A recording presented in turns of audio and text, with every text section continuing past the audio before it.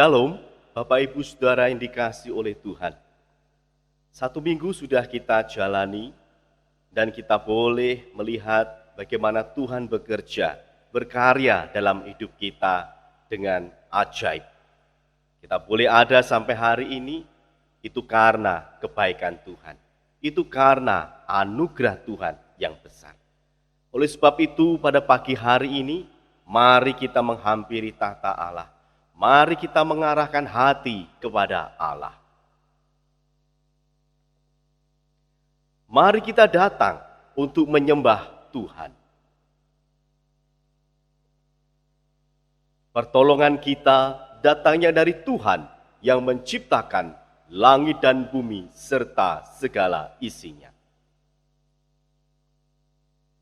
Kiranya kasih karunia dan damai sejahtera dari Allah Bapa, Putra, dan Roh Kudus menyertai saudara sekalian.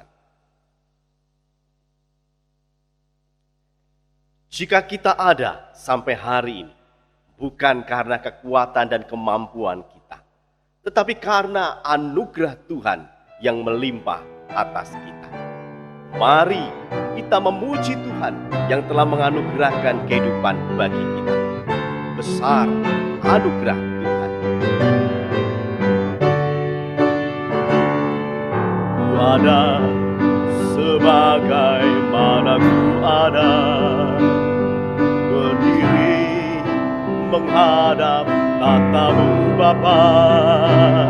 Semua karena anugerah-Mu yang telah selamatkanku. Ku hidup dalam segala kelimpahan, ku layak untuk melayani Tuhan. Semua karena anugerah-Mu tercurah bagiku.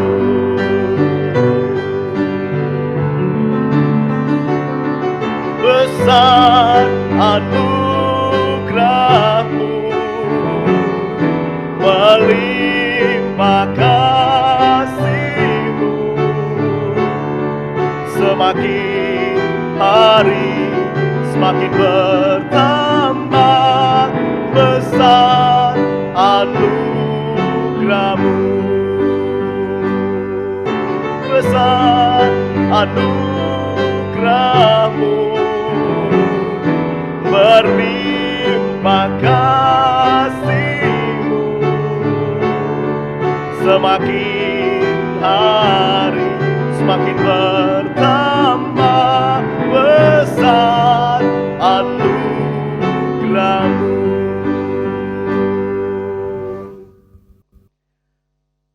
Markus 10 ayat 45 berkata demikian. Karena Anak Manusia juga datang bukan untuk dilayani, melainkan untuk melayani dan untuk memberikan nyawanya menjadi tebusan bagi banyak orang. Jemaat yang dikasihi oleh Tuhan, demi kasih-Nya kepada kita manusia yang berdosa ini, Tuhan rela mengorbankan yang berharga. Kasih-Nya sungguh indah dan mulia.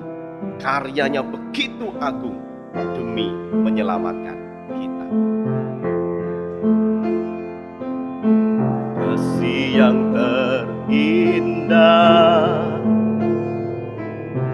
hati yang mulia, hanya ku temukan di dalam-Mu, Yesusku. Pujian dari hatiku selalu di setiap waktuku, tiada pernah berubah kasih-Mu.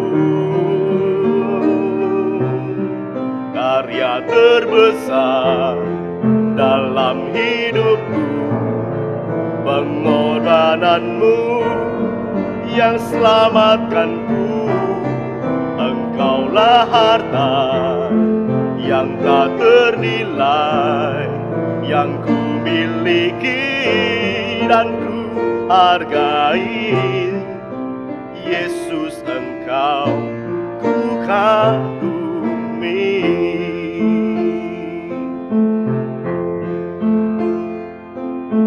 Kasih yang terindah,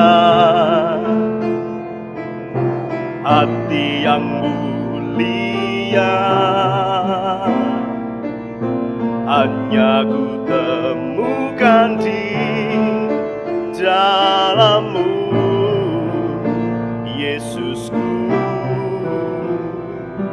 Pujian dari hatiku selalu di setiap waktuku, tiada pernah berubah kasih-Mu. Karya terbesar dalam hidupku, pengorbanan-Mu yang selamatkanku. Engkaulah harta yang tak ternilai, yang ku miliki dan ku hargai. Yesus, Engkau ku kagumi. Karya terbesar dalam hidupku, pengorbanan-Mu yang selamatkanku. Engkaulah harta yang tak ternilai, yang ku miliki dan ku hargai. Yesus, Engkau ku kagumi.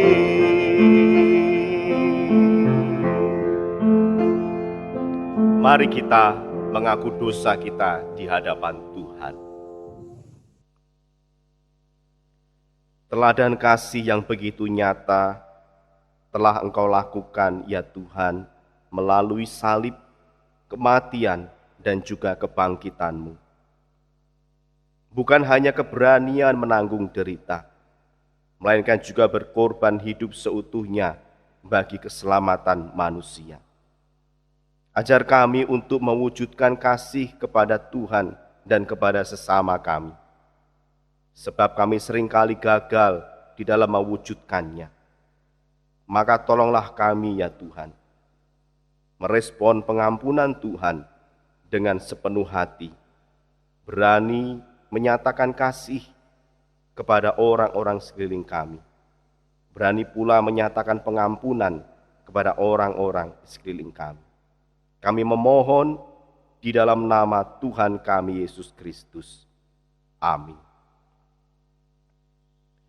Jemaat yang dikasihi oleh Tuhan, dengarkanlah berita anugerah yang menjadi janji Tuhan bagi setiap orang yang telah mengaku dosa di hadapannya. Filipi 1 ayat yang ke-29. Sebab kepada kamu dikaruniakan bukan saja untuk percaya kepada Kristus, melainkan juga untuk menderita untuk Dia. Berbahagialah orang yang telah diampuni pelanggarannya, yang dosanya ditutupi. Berbahagialah manusia yang kesalahannya tidak diperhitungkan oleh Tuhan. Dan sebagai respon atas pengampunan yang sudah kita terima, mari kita berkomitmen untuk hidup baru bagi Tuhan, seperti yang diperintahkan di dalam firman Tuhan. Yakobus 1 ayat yang ke-12. Berbahagialah orang yang bertahan dalam pencobaan, sebab apabila ia sudah tahan uji, ia akan menerima mahkota kehidupan yang dijanjikan Allah kepada barang siapa yang mengasihi Dia. Tuhanlah kekuatan dan perlindungan kita. Di dalam hadirat-Nya, kita tidak akan goyah. Oleh sebab itu, hendaknya kita selalu dekat dengan Tuhan, sehingga kita memperoleh kekuatan dan perlindungan-Nya.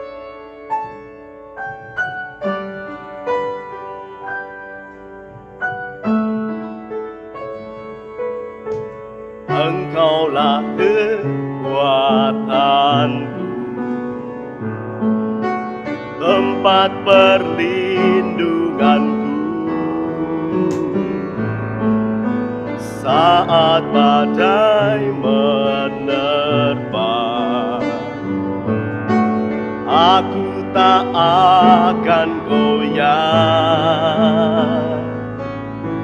aku tak akan goyah, sebab Kau sertaku. Sejauh langit dari bumi, begitu besarnya kasih-Mu, penuhi hati kami yang rindu menyembah-Mu. Yesus, sejauh langit dari bumi, begitu besarnya kasih-Mu. Kaulah Tuhan, kekuatanku, sukacitaku.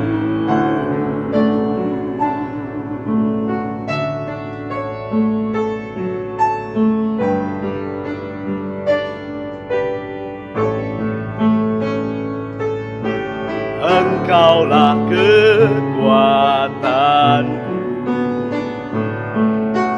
tempat perlindunganku saat badai menerpa. Aku tak akan goyah, aku tak akan goyah, sebab Kau sertaku.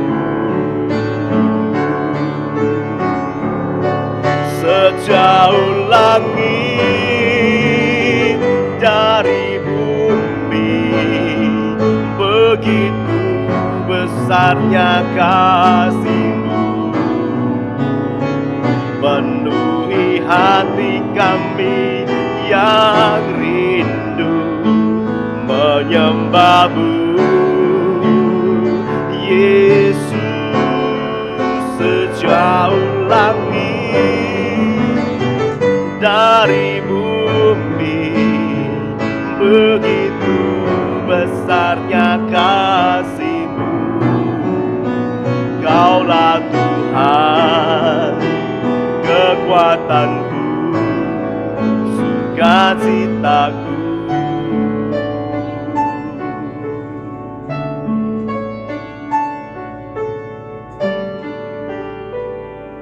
Mari bersama dengan umat Tuhan di sepanjang segala zaman dan tempat.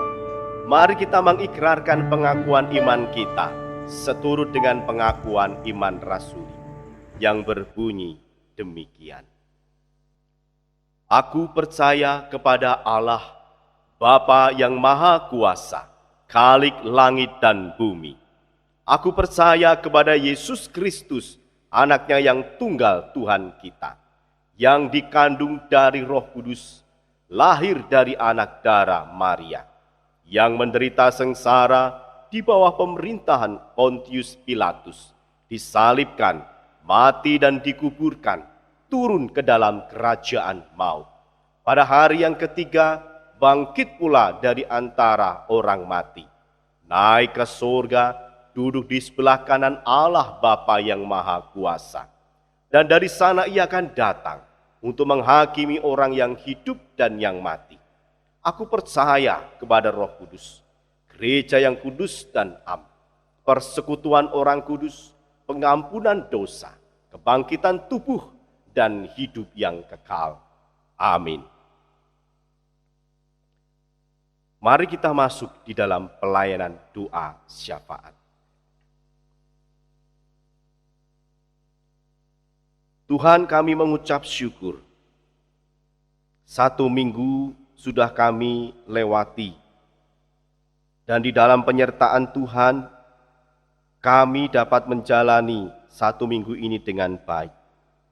Di dalam bimbingan Tuhan, kami dapat menjalani kehidupan satu minggu ini dengan benar. Terima kasih karena Tuhan selalu hadir di setiap jejak langkah hidup kami. Tuhan tidak pernah meninggalkan kami.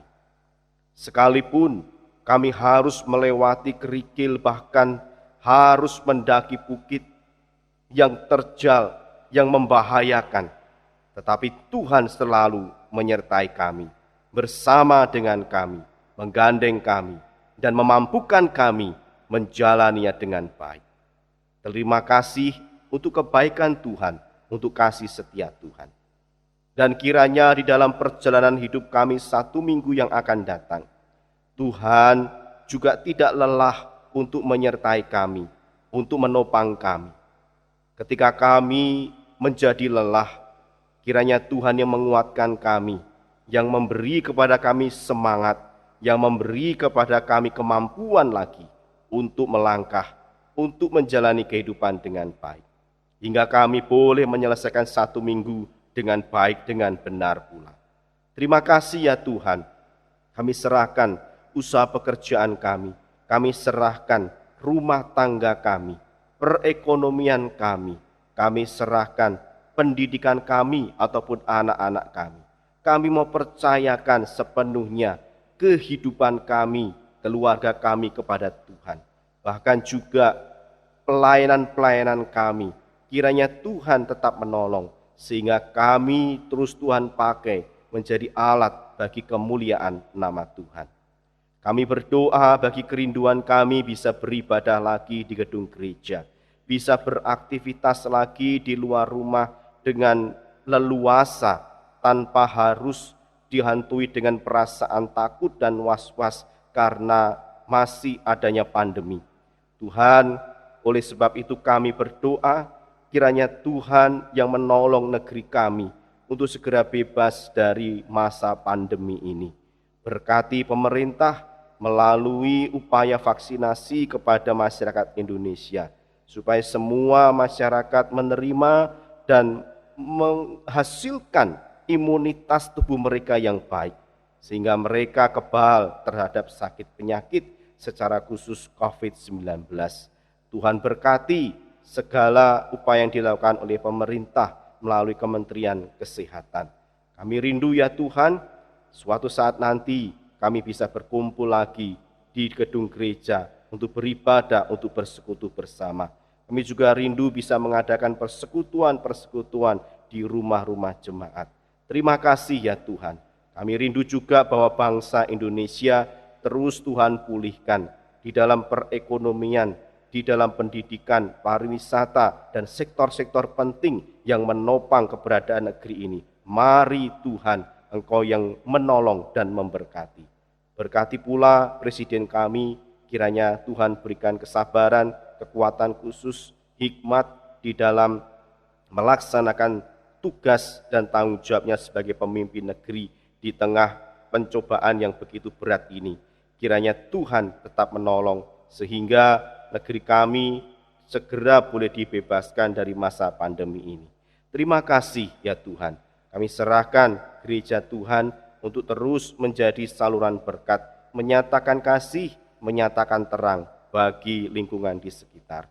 Terima kasih Tuhan.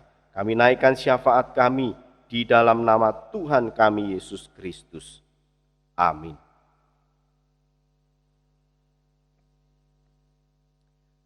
Jemaat yang dikasihi oleh Tuhan, menjadi murid Kristus bukan jaminan jalan hidup kita selalu lancar.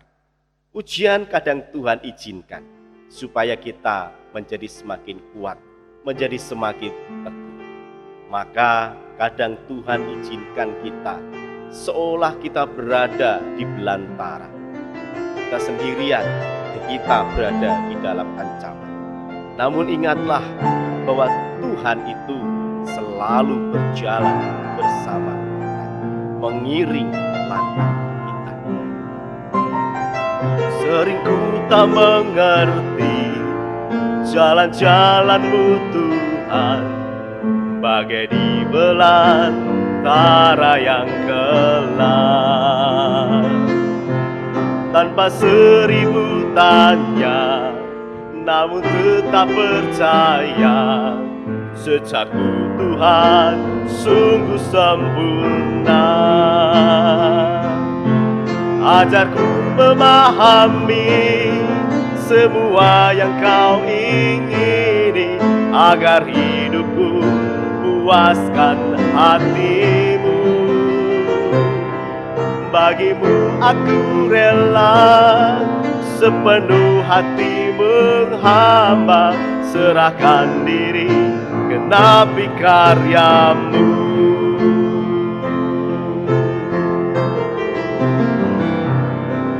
Sering ku tak mengerti jalan-jalan-Mu Tuhan, bagai di belantara yang gelap. Tanpa 1000 tanya, namun tetap percaya sejakku Tuhan sungguh sempurna. Ajarku menyahami semua yang kau ingini, agar hidupku puaskan hatimu. Bagimu aku rela sepenuh hati menghamba, serahkan diri genapi firman-Mu.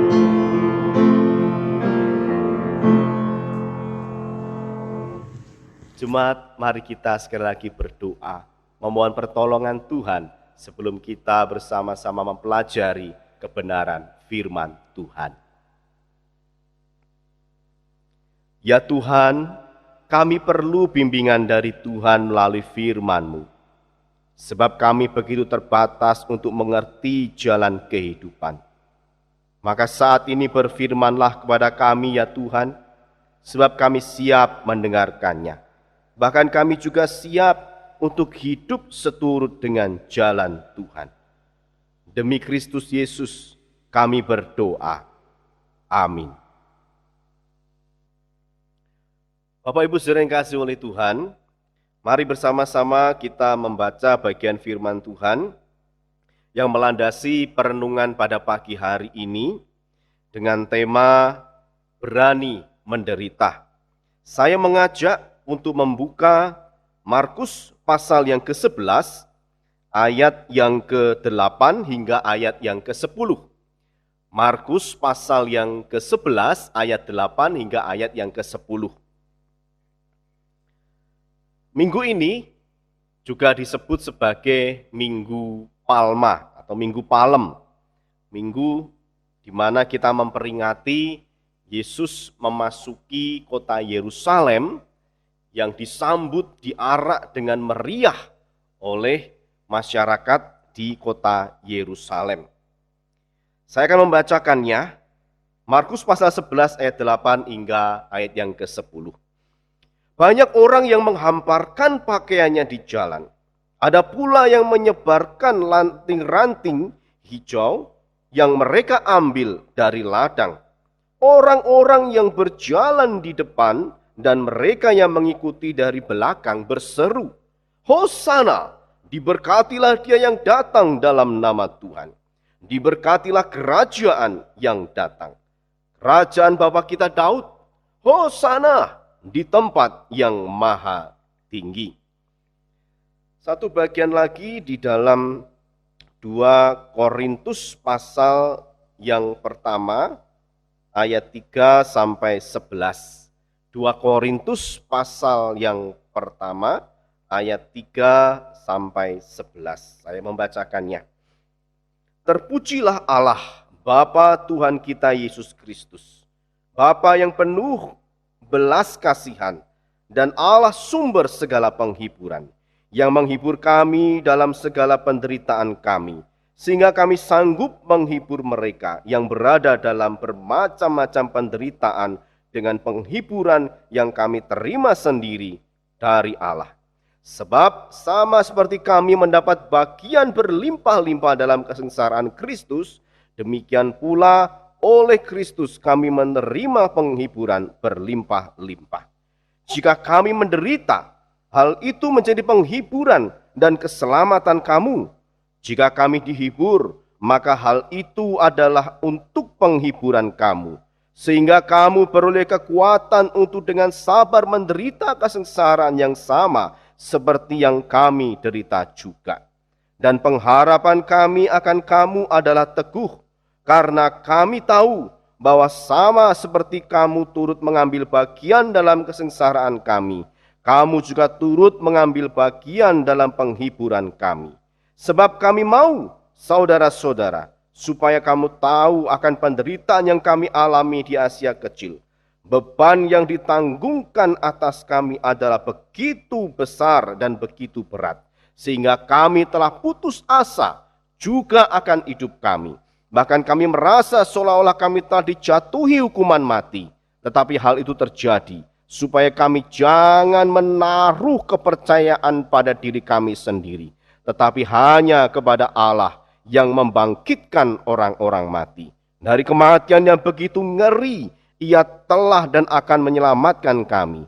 Kepadanya kami menaruh pengharapan kami bahwa Ia akan menyelamatkan kami lagi. Karena kamu juga turut membantu mendoakan kami, supaya banyak orang mengucap syukur atas karunia yang kami peroleh berkat banyaknya doa mereka untuk kami. Jemaat yang dikasihi oleh Tuhan, penderitaan sudah menjadi teman seperjalanan hidup kita. Mengapa saya katakan demikian? Karena setiap hari, bahkan setiap saat, kita tidak pernah lepas dari yang namanya penderitaan. Sejak kita itu dilahirkan dari rahim ibu kita, maka saat itulah permulaan kita mengalami penderitaan di dalam dunia. Ketika lahir, itu kita pasti menangis. Kalau tidak menangis, dipaksa supaya menangis. Jadi menangis itu sebenarnya adalah penderitaan. Dan masih banyak lagi. Misalnya, kecepit pintu, kita merasa sakit, itu adalah penderitaan. Kita lagi goreng-goreng, kecipratan minyak, ya sekalipun hanya sedikit, tapi kita merasa kesakitan, itu adalah penderitaan. Ketika kita mengeluh, sekalipun hanya mengeluh, aduh kok panas sekali hari ini, itu adalah penderitaan. Aduh kok setiap hari hujan, ini jemuran tidak kering-kering, itu adalah penderitaan. Ketika kita merasa sedih, ketika kita merasa kecewa, bahkan ketika kita merasa marah, itu adalah bagian dari penderitaan. Jadi sesuatu yang tidak menyenangkan hati kita, itu adalah penderitaan. Maka setiap hari, setiap saat kita berada di dalam penderitaan. Maka saya menyebutkan tadi bahwa penderitaan itu merupakan teman seperjalanan hidup kita. Dia tidak pernah meninggalkan kita, tapi selalu setia menyertai kita. Namanya adalah penderitaan. Saudara, sejak dosa itu merasuk di dalam diri manusia, maka sejak itulah penderitaan itu berada di dalam diri manusia. Dan manusia terus-menerus dibayang-bayangi oleh penderitaan. Bukan saja dibayang-bayangi penderitaan saat berada di dalam dunia, tetapi juga penderitaan ketika nanti berada di dalam kekekalan. Sudah bisa bayangkan, manusia hidup di dalam dunia sudah penuh dengan penderitaan. Dan nanti ketika dia sudah tidak lagi berada di dalam dunia, jiwanya yang kekal itu berada di dalam penderitaan yang kekal dan penderitaan yang lebih parah lagi. Saudara, jika demikian, betapa kasihannya manusia, betapa menderitanya manusia itu. Jika kita memperhatikan pembacaan firman Tuhan di dalam Injil Markus pasal yang 11 tadi, Bapak Ibu Saudara, Tuhan Yesus berada dalam suasana yang berbeda. Tidak seperti biasanya. Yesus biasanya selalu berjumpa dengan orang sakit, dengan orang yang berdosa, dengan orang yang penuh dengan penderitaan. Tapi kali ini Bapak Ibu Saudara, Yesus berjumpa dengan orang-orang yang penuh dengan sukacita, bersorak-sorai, penuh dengan kemeriahan, menyambut kedatangannya. Yesus menaiki keledai dan kemudian orang-orang yang ada di Yerusalem di pintu gerbang itu menyambut dengan sukacita. Mereka menghamparkan daun palem, mereka menghamparkan kain atau menghamparkan ranting-ranting sebagai tanda penyambutan.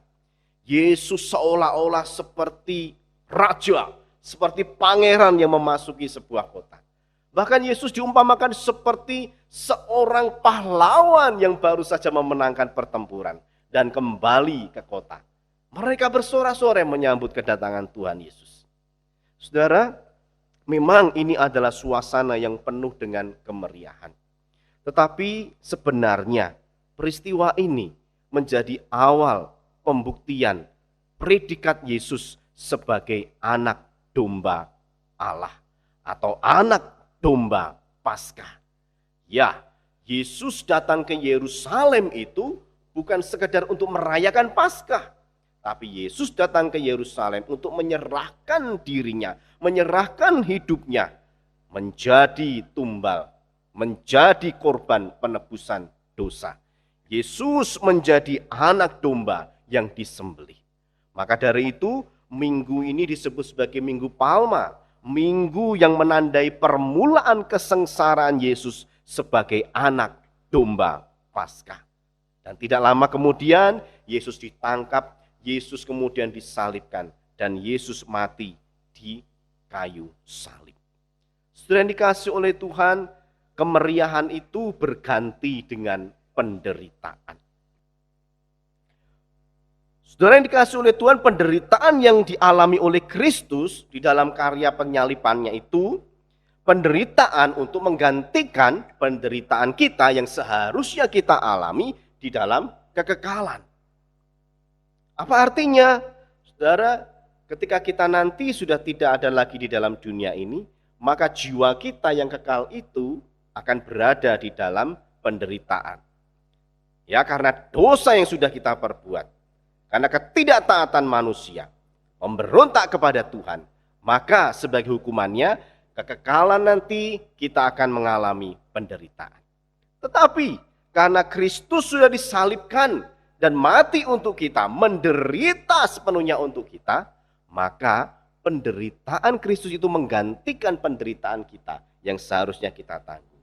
Dengan demikian, Kristus menjamin bagi orang-orang yang percaya kepadanya, kelak ketika kita sudah tidak lagi berada dalam dunia ini, bukan penderitaan kekal yang kita alami, tapi kebahagiaan, sukacita di dalam surga bersama dengan Tuhan Yesus.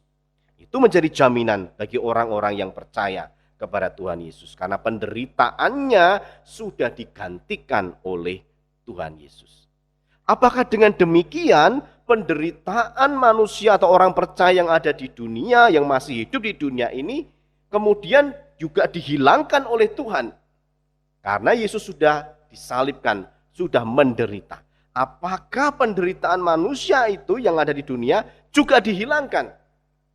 Bapak Ibu Saudara yang dikasihi oleh Tuhan, siapapun dia, apapun agamanya, seberapa kaya, statusnya apa dan lain sebagainya, tetap saja akan mengalami penderitaan selama dia masih hidup di dalam dunia. Saudara, penderitaan yang dialami manusia di dalam dunia ini menjadi konsekuensi karena ketidaktaatannya manusia kepada Tuhan. Karena manusia yang pertama memberontak kepada Tuhan, tidak taat kepada Tuhan, maka hukumannya adalah mati. Dan di dalam hukuman itu Tuhan memberikan penderitaan. Tuhan mengizinkan terjadinya penderitaan. Saudara, sayangnya banyak orang Kristen, banyak ajaran-ajaran Kristen itu yang mencoba untuk meniadakan penderitaan. Karena Kristus sudah disalibkan, sudah menderita, sudah menggantikan hukuman kita, menggantikan penderitaan kita, maka seharusnya orang Kristen itu tidak boleh menderita di dalam dunia. Selagi hidup dalam dunia, orang Kristen harus hidup bahagia, harus hidup senang, gak boleh sedih, gak boleh mengalami kemiskinan, gak boleh mengalami penderitaan dan lain sebagainya. Alasannya saudara, anak raja. Anak raja kok miskin? Anak raja harus kaya. Ini dalam arti kaya materi gitu ya Bapak Ibu Saudara ya. Anak raja harus kaya. Apakah demikian Bapak Ibu Saudara? Anak Tuhan tidak boleh sakit. Anak Tuhan harus sehat terus, tidak bisa sakit. Apakah seperti ini juga Bapak Ibu Saudara? Dan lain sebagainya. Jadi berupaya seolah-olah bahwa penderitaan itu tidak bisa menghinggapi orang percaya. Harusnya orang percaya atau orang yang percaya kepada Tuhan Yesus itu kaya, selalu sehat, selalu bahagia, selalu dipenuhi dengan sorak-sorai dan sukacita. Sudah dikasih oleh Tuhan, Alkitab tidak pernah menyatakan bahwa orang yang sudah percaya kepada Tuhan Yesus kemudian tidak akan pernah mengalami penderitaan di dalam dunia. Justru Tuhan Yesus menyatakan di dalam Matius 10 ayat 10 sampai 11, berbahagialah orang yang dianiaya oleh sebab kebenaran. Artinya dia masih tinggal di dalam dunia tetapi mengalami aniaya. Karena apa? Karena kebenaran, karena Kristus. Karena mereka yang punya kerajaan surga. Berbahagialah kamu jika karena aku, karena mengikut Yesus, karena percaya kepada Yesus, ya, kamu dicela dan dianiaya. Nah, itu adalah penderitaan, dicela, dianiaya. Kepadamu difitnahkan segala yang jahat. Itu adalah penderitaan. Jadi Tuhan Yesus sendiri tidak mengingkari kalau bahwa orang yang percaya kepadanya pasti akan mengalami penderitaan. Karena orang yang percaya kepada Yesus justru akan dekat dengan penderitaan. Di sini dikatakan akan dicela, dianiaya, difitnah, dan lain sebagainya. Jelas sekali bahwa orang yang mengikut Tuhan Yesus itu tidak dihindarkan dari penderitaan, tetapi tetap akan mengalami penderitaan. Bahkan mungkin penderitaannya justru bertambah. Kemudian di dalam Injil Lukas 9 ayat 23, Tuhan Yesus berkata, setiap orang yang mau mengikut aku, percaya kepada Yesus, ia harus apa? Menyangkal diri, memikul salibnya setiap hari dan mengikut aku. Sudah perhatikan, setiap orang yang mengikut Yesus itu berarti orang yang percaya kepada Yesus. Yang penderitaan kekalnya sudah dihapuskan tadi. Ia harus menyangkal diri. Bukankah menyangkal diri ini suatu penderitaan Bapak Ibu Saudara? Ya, menyangkal diri ini berarti begini. Bukan berarti kita berbohong atau berdusta. Tetapi mengesampingkan, bahkan mencoba untuk meniadakan keinginan-keinginan daging kita. Dan mengutamakan apa yang menjadi kehendak Tuhan. Sekalipun itu berat, tetapi dia berusaha untuk menyangkal diri. Bukan aku, tetapi ini untuk Tuhan. Nah, itu berarti menyangkal diri. Berat saudara, itu sulit, itu susah. Dan ini sebuah penderitaan. Jika kita mau menyangkal diri, berarti kita ini sebenarnya mau pula untuk berada di dalam penderitaan. Lalu dikatakan lagi, harus mau memikul salibnya setiap hari. Bukankah memikul itu menderita saudara, melelahkan, bahkan menyakitkan. Memikul salib bukan berarti kita memanggul kayu yang berbentuk salib, tetapi memanggul atau memikul derita kita, memanggul kesusahan hidup kita. Ya, karena kita sebagai orang Kristen akan mengalami banyak aniaya, mengalami banyak fitnah dan lain sebagainya. Maka dari itu dikatakan memikul salib. Bukankah ini sebuah penderitaan? Bukan kebahagiaan. Saudara yang dikasih oleh Tuhan, memang menjadi pengikut Kristus bukan serta-merta kemudian penderitaan kita di dalam dunia ini kemudian dihapuskan. Sekalipun penderitaan yang kekal itu sudah Tuhan Yesus hapuskan. Dalam Filipi 1 ayat 29, Paulus menegaskan pula bahwa menderita adalah sebuah karunia. Paulus diizinkan Tuhan untuk mengalami penderitaan. Tetapi dia tahu bahwa penderitaan itu adalah karunia dari Tuhan. Diizinkan Tuhan diberikan kepada orang yang percaya. Dikatakan seperti ini, sebab kepada kamu dikaruniakan bukan saja untuk percaya kepada Yesus, melainkan juga untuk menderita untuk Dia. Paulus menyatakan demikian, Bapak Ibu Saudara. Oleh sebab itu, jika ada pengajaran yang mengatakan bahwa menjadi orang Kristen dilarang sakit, dilarang miskin, dilarang sedih, itu tidak sesuai dengan berita di dalam firman Tuhan. Kalau keluarga kita ada yang sakit bahkan meninggal, apakah kita dilarang sedih? Apakah kita dilarang menangis? Saudara yang dikasihi oleh Tuhan, mengapa Tuhan tidak mengangkat sekalian penderitaan kita selagi kita hidup di dalam dunia?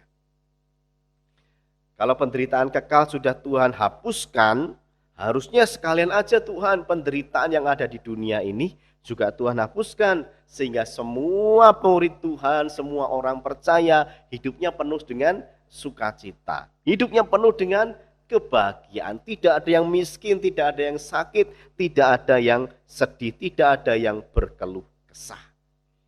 Saudara yang dikasihi oleh Tuhan, konsekuensi dosa adalah mati. Salah satunya akan menanggung penderitaan di dalam dunia ini. Hal itu sudah terlihat dalam perkataan Tuhan kepada Adam. Dengan berpeluh engkau akan mencari makananmu, sampai engkau kembali lagi menjadi tanah. Saudara, dikatakan engkau akan berpeluh. Itu adalah sebuah kerja keras. Dan kerja keras itu adalah penderitaan. Lalu Tuhan juga berkata kepada Hawa, susah payahmu waktu mengandung akan kubuat sangat banyak. Dengan kesakitan engkau akan melahirkan anakmu.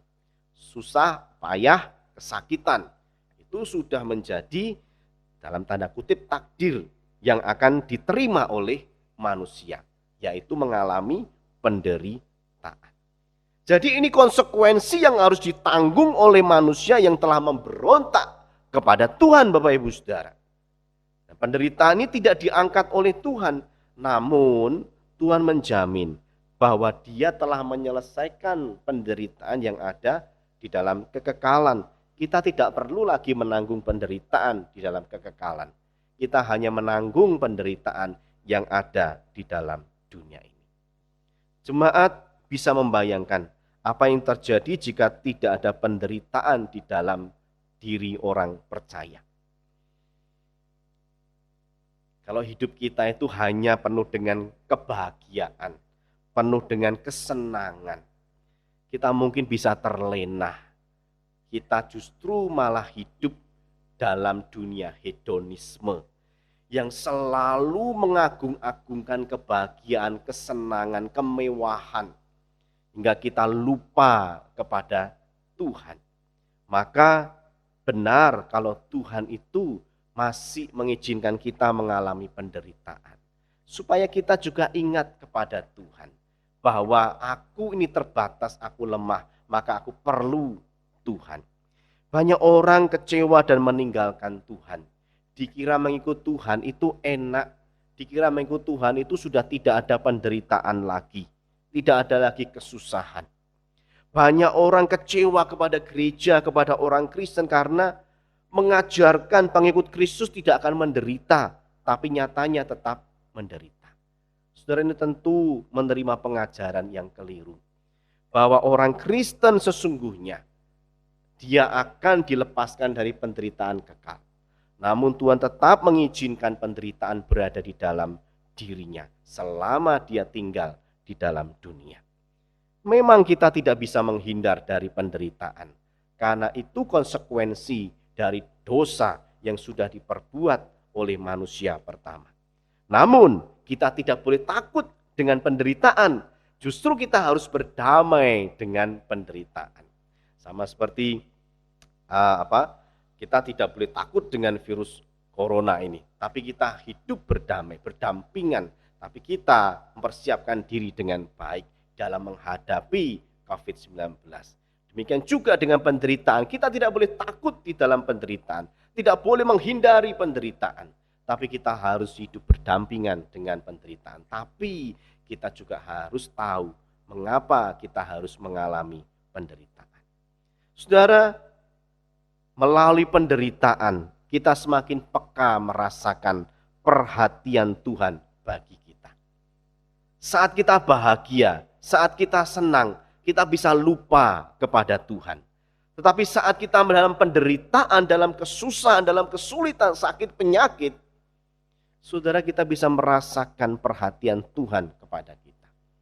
Kita sangat-sangat merasakan bahwa Tuhan pun hadir untuk menyertai kita. Tuhan hadir untuk memberkati kita. Tuhan hadir untuk memberi kepada kita kekuatan serta kemampuan. Maka Paulus mengatakan, Allah yang menghibur kami dalam segala penderitaan. Di dalam 2 Korintus pasal yang pertama, ayat yang ketiga sampai dengan ayat yang keempat. Di situ terlihat bahwa Tuhan Yesus hadir untuk memberikan penghiburan. Nah, saudara yang dikasih oleh Tuhan, penghiburan itu hanya diberikan kepada mereka yang kesusahan, betul ya? Orang yang sedang senang, orang yang sedang bahagia tidak perlu dihibur. Tetapi orang yang dalam penderitaan, dalam kesusahan, dalam kesedihan, dia orang yang harusnya dihibur. Maka penghiburan itu hanya datang kepada orang-orang yang menderita. Maka demikian Bapak Ibu Saudara yang dikasih oleh Tuhan, kita kembali memperoleh perhatian yang khusus ketika kita sedang menderita. Karena Tuhan memberi kepada kita penghiburan. Kalau di dalam penderitaan itu dipakai juga oleh Tuhan untuk membuat kita bisa bergantung sepenuhnya kepada Tuhan. Saudara perhatikan 2 Korintus 1 ayat 9. Ayat 8 dulu. Sebab kami mau saudara-saudara supaya kamu tahu akan penderitaan kami yang kami alami di Asia kecil. Beban yang ditanggungkan atas kami adalah begitu besar dan begitu berat sehingga kami telah putus asa juga akan hidup kami. Bahkan kami merasa seolah-olah kami telah dijatuhi hukuman mati. Tetapi hal itu terjadi supaya kami jangan menaruh kepercayaan pada diri kami sendiri, tetapi hanya kepada Allah yang membangkitkan orang-orang mati. Nah, saudara, penderitaan Tuhan izinkan supaya kita bergantung kepada Tuhan. Saudara, mungkin kita sering mengalami bahwa ketika kita sehat, ketika kita tidak mengalami penderitaan, ketika semua berjalan dengan baik, kadang kita juga lupa dengan kuasa Tuhan. Akhirnya kita mengandalkan diri kita, mengandalkan harta kita, mengandalkan kekuatan kita, mengandalkan otak kita, pikiran kita. Tapi ketika kita mengalami penderitaan, saudara, rasanya semua kekuatan kita, kuasa kita, kepintaran kita, kekayaan kita itu tidak ada apa-apanya. Saudara, banyak orang kaya akhirnya habis hartanya hanya untuk mengobati sakit penyakit yang dia alami. Lalu bagaimana dengan kemegahan harta bendanya itu ketika dia sehat? Justru ketika menderita semuanya habis. Itu menandakan bahwa orang-orang yang menderita itu diajak oleh Tuhan untuk bergantung sepenuhnya kepada Tuhan. Kekuatannya, kuasanya, hikmatnya tidak berarti apa-apa ketika dia sedang di dalam penderitaan. Maka di dalam penderitaan itulah Tuhan ingin mengajak bahwa orang yang menderita mau bergantung sepenuhnya kepada Tuhan. Penderitaan juga memberi kepada kita pengalaman yang berharga. Bagaimana kita menghadapi penderitaan. Bagaimana kita menemukan solusi di dalam penderitaan. Bagaimana kita bertahan untuk tetap percaya kepada Tuhan di dalam penderitaan. Itu pengalaman yang berharga. Dan ketika kita berjumpa dengan orang yang mengalami penderitaan, kita bisa menguatkan, kita bisa meneguhkan dia, bahkan bisa membangun imannya, membuka pikirannya untuk bisa menemukan solusi-solusi yang terbaik dari setiap penderitaan yang dialami. Dengan demikian, orang-orang yang menderita ketika melihat bagaimana kita survive di dalam penderitaan, orang lain pun juga akan berupaya survive di dalam penderitaan. Saudara yang dikasihi oleh Tuhan, penderitaan Tuhan izinkan bukan untuk membuat kita jatuh, bahkan terus-menerus di dalam dosa. Tapi membuat kita boleh mengingat kembali bahwa kita perlu pertolongan Tuhan. Kita perlu bergantung kepada Tuhan sehingga kita mampu kembali bangkit. Dan penderitaan juga membuat kita ingat bahwa hanya satu Tuhan yang sanggup membebaskan kita dari penderitaan yang kekal, yaitu Tuhan Yesus. Nah, saudara yang dikasihi oleh Tuhan, jika kita memahami manfaat dari penderitaan, maka sebenarnya kita tidak perlu takut menghadapi penderitaan. Tapi justru kita menghadapinya dengan penuh keberanian. Dalam masa Prapaskah yang kita jalani beberapa waktu ini, secara khusus pada Minggu Palma ini kita diingatkan kembali bahwa Yesus rela menderita demi untuk menghapuskan penderitaan kekal yang kelak akan kita alami. Yesus menderita supaya dapat memberikan kepada kita kekuatan di dalam menanggung penderitaan di dalam hidup kita selagi kita tinggal di dalam dunia. Sehingga kita tidak berbuat dosa ketika kita berada di dalam penderitaan. Kiranya masa Prapaskah ini menjadi permenungan bagi kita untuk makin siap dan berani menghadapi segala macam penderitaan di dalam dunia. Tuhan Yesus sudah mengalaminya. Dia pasti akan menolong kita, memberi kepada kita kekuatan, bahkan menyertai kita di dalam menjalani masa-masa penderitaan. Sehingga kita tidak takut, sehingga kita tidak ragu, melainkan berani menghadapi penderitaan. Kiranya Tuhan menolong kita, Tuhan memberkati kita. Mari kita berdoa. Tuhan, terima kasih karena Engkau sudah menderita bagi kami untuk membebaskan kami dari penderitaan kekal. Engkau menderita bagi kami untuk memberi kepada kami kekuatan di dalam menanggung penderitaan selama kami tinggal di dalam dunia.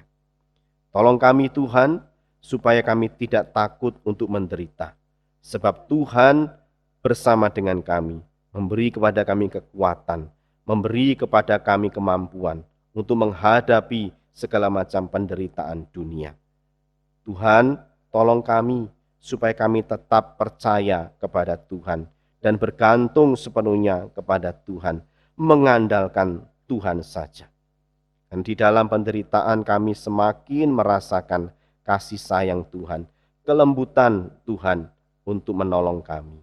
Terima kasih ya Tuhan, hingga hari ini kami boleh di dalam pertolongan Tuhan, sekalipun banyak derita yang kami alami. Ajar kami untuk menang terhadap penderitaan, sehingga kami boleh menjadi murid-murid Tuhan yang menang di dalam segala perkara. Terima kasih Tuhan, kami berdoa kiranya Tuhan terus yang menolong kami dan memberkati hidup kami. Di dalam nama Tuhan Yesus kami berdoa dan bersyukur. Amin. Bapak Ibu Saudara yang dikasihi oleh Tuhan, saya menyampaikan warta mengenai ibadah peringatan Jumat Agung atau peringatan Hari Kesengsaraan Tuhan Yesus. Akan dilaksanakan pada hari Jumat tanggal 2 April 2021 pada pukul 9 pagi melalui live streaming YouTube. Bapak Ibu Saudara, di dalam ibadah tersebut juga akan dilaksanakan sakramen perjamuan kudus dan juga sakramen baptisan. Bagi Bapak Ibu Saudara yang ingin mengikuti sakramen perjamuan kudus, silakan mendaftarkan diri sehingga roti dan anggur bisa dipersiapkan lebih baik. Terima kasih pula untuk keikutsertaan jemaat di dalam mendukung pekerjaan Tuhan melalui GKT 2. Kiranya Tuhan memberkati persembahan Bapak Ibu Saudara. Demikian pula Tuhan memberkati usaha dan pekerjaan Bapak Ibu Saudara. Tetaplah mendukung pekerjaan-pekerjaan Tuhan melalui GKT 2. Mari kita mengakhiri ibadah pada pagi hari ini. Kita naikkan segala pujian, hormat, serta kemuliaan bagi Allah Tritunggal. Puji Allah Bapa Putra, puji Allah Roh Kudus, ketiga kiranya yang esa, pohon selamat, sumber berkah. Amin.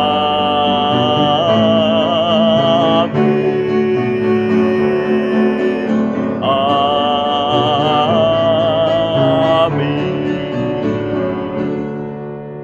Kekasih-kekasih Allah, arahkanlah hatimu kepada Tuhan dan terimalah berkat-Nya.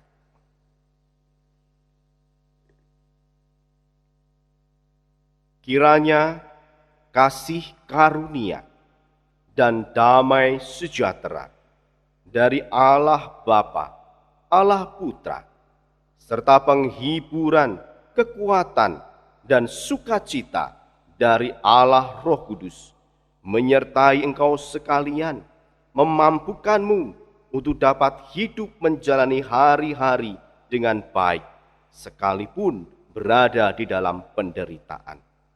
Amin.